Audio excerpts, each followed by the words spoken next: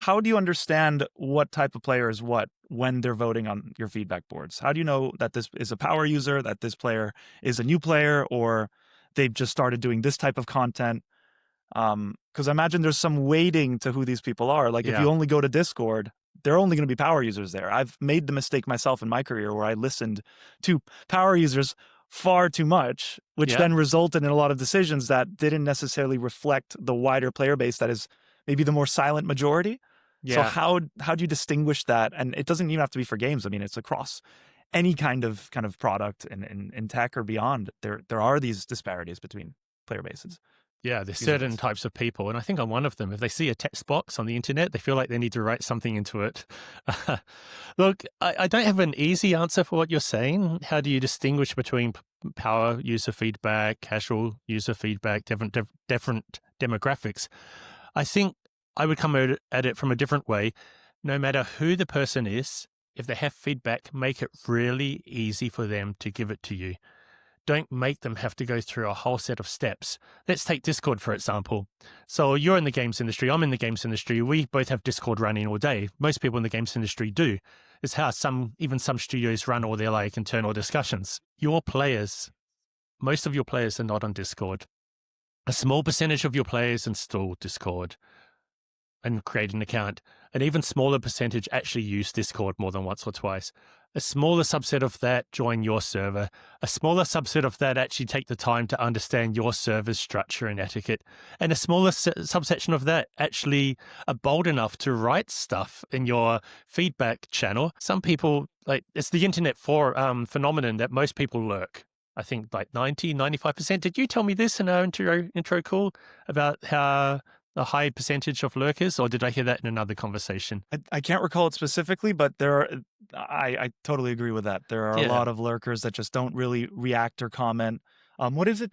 Ah, I didn't, we didn't talk about it in the intro call, but it's the 80-10 8 rule where like 80% are like a silent majority that don't comment, don't do anything. Another 10% are the ones that are going to react and upvote. And then you have the 8% that will, or the 2%. There's a ratio that breaks down where a small minority are the ones that are vocal and talk and kind Yeah. of react, and maybe a 2% are very intensely kind of they'll create a ruckus. They'll try to Exactly. get like an emotional reaction out of things. Exactly. Or they just enjoy it as a way of passing time. Like my Yeah. girlfriend passes her time watching YouTube videos and on Instagram. Me, I prefer to be on like old school types of discussion areas, although increasingly YouTube. So yeah, going back to Discord, you've got this problem where if Discord is your main way of getting player feedback, it's going to be very skewed towards a particular type of person, player, personality. And don't mean power users alone. I mean, even those people who enjoy being in that type of environment or going to the trouble of using Discord. So I believe very strongly that you have to make it so easy for anyone to give you feedback. You can argue, oh, but if you let the casual player or the first time player give you feedback, they're not committed. If you make it hard, people are committed. This is a false argument. Or there's so many demands on our time on the internet. We're always a click away from some other site, some other game, some Yeah. video, whatever, that if you make things, put in any friction in a process, you just lose a lot of people. So I think to make sure your feedback is balanced across a wide cross-section of all the people who are playing your game, you need to make it really easy, and you need to make it discoverable how to give you feedback. So most players don't have any feedback for you. They just take the game as it is. They play it. They don't play it. They like it. They don't like it. That's it. They don't want to tell you anything. But sometimes something has gone wrong or something particularly difficult is happening to them. I'll come back to like the first level boss. That's always the example I Yeah. use. So maybe the third time they played your game, they finally got to the first level boss. And now they've actually become kind of emotionally involved in your game, emotionally committed. But now they have this time where finally they're really struggling and they want to tell you.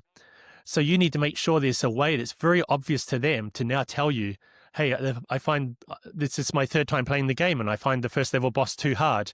It might be that lots of people think that, but if you haven't made an easy way for these typical, normal gamer to give you that feedback, you're not going to hear it. How do you then the challenge? Because I've encountered this in my career. How do you surface that feedback opportunity Mm. in a depending on the type of game, either diegetic where it fits within the game itself and somehow it doesn't alienate you from the experience, it doesn't take you out, or you do it outside in more kind of formal channels like email or maybe the launcher of the game itself or whatever Yeah. channel. How do you surface that in a way that doesn't detract from the game experience? Because if you're in a, let's say Valheim, let's stick to that Yeah. example. You're killing a boss like after kind of a couple hours of gameplay, you're getting the game, you're at a point where the developers know this is a frustration point where 20% of players might get through on the first time and another 80% have to try again. Yeah. Do you just show a pop-up, or do you check them off and send an email, or how do you surface that? Because that is interesting to me as a game developer. Yeah. Don't show a pop-up. Please never show a pop-up. Yeah. Yeah. They're just enraged players who Exactly. are being brought out of their emotional experience of your game. But it's a really good question, and the answer depends a lot on what your game is and where it is. If you're an indie studio and your game's in beta testing, play testing or something, yes, it is okay to have that pop-up. People know, as long as you've told people in advance you are a play tester, or don't use a pop-up, but you do want something more intrusive. It might be at the end of a level or when they're quitting the game or so on. A good place to put it in a game is in the pause menu, right? Or the start menu. Every time they start the game, they see this like, send feedback. We want your feedback, or help us make this game better button up there with like new game settings. Yeah, like hit it there. Like it could be a little like a little exclamation point that says, "Hey, like you give feedback if you want," but they just hide it in a way that isn't Exactly. noticeable during the gameplay. And look, if you've got 1 million players every day, you probably don't want that because you're probably drowning in feedback as it is. But yeah, so I'd say the new game menu, the pause game menu, if your game's at that stage in the like the process, especially if you're not getting feedback, you need to keep prompting people to tell them, we want feedback. We do want feedback. Like sometimes people don't even know you want feedback. So if they're struggling with that first level boss and they just think this is too hard, they might not even realize that you want to hear this. But So if you you're need to be telling people over and over and over again. Sorry for cutting you off. I just want to also add that please continue. you mentioned about emails and release notes. You also have to have it there. If you're in this stage of your game in which you are craving feedback and not getting it, you need to tell people everywhere you possibly can. So on your Steam page, on your website, in the release update notes, everywhere. You just have to keep telling people over and over again, please give us feedback, with the hope that that person who has something to say will have seen that message at the right time and it will remind them that, yes, they do want my feedback and I'm going to tell them. Now, if I'm Steam and you guys are adding your link for the player feedback, you're giving your link to go to the player board so people can give their feedback in a kind of more privatized channel.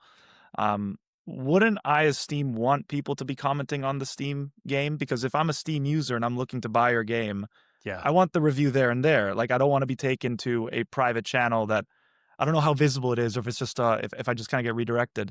But that's my question. Like, depending on the type of game you are and where you are in that development cycle, or even how prominent you are as a game studio and how well known you are, you're gonna get feedback whether you like it or not. Like, you're gonna get feedback on Steam. You're gonna have players going on Reddit and complaining about the game. You're gonna have I don't know, Eurogamer.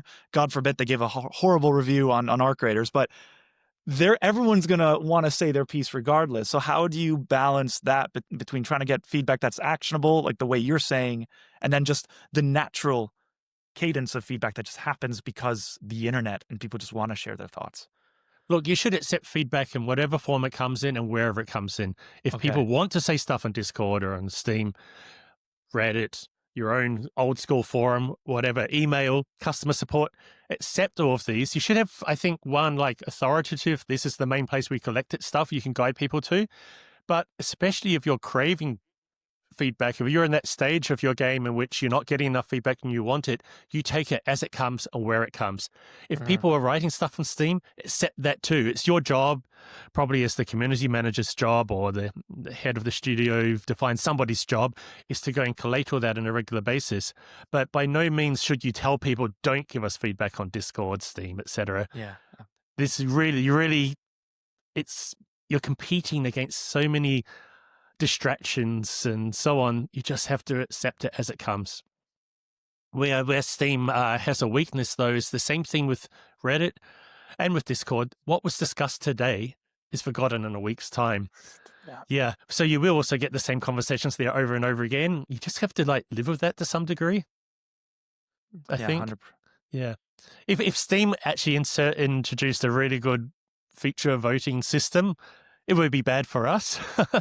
So I kind of hope they don't. But it's that's not what Steam has created with their game discussion community areas. It's just a very broad thing. Yes, it's just a message board basically where you can Yeah. just add your thoughts, at least Yeah. for Steam. And I guess speaking about Steam and like how those message boards can be, like it can be very scary for an indie studio to release a game, and any kind of negative press can result in review bombs or kind of players Mm, forming. I remember in university I studied the crowd mentality or crowd mechanics, where as soon as like there's this mob mentality when people start pile driving on a game and making comments, rather than each person being an individual with individual responsibility, you get this like collective. yeah. And Yeah. then anyone says anything and it just goes out of control to the point where you may have made a minor slip up from a PR standpoint about an aspect of the game, but now it's blown up into this whole thing that you can no longer control. And because it's visibly on the page where people buy the game, which is Steam, it can be the make or break for any game coming out. Yeah. So I think that's also one thing that I like about what you're doing is you're offering a space where The studio is in control.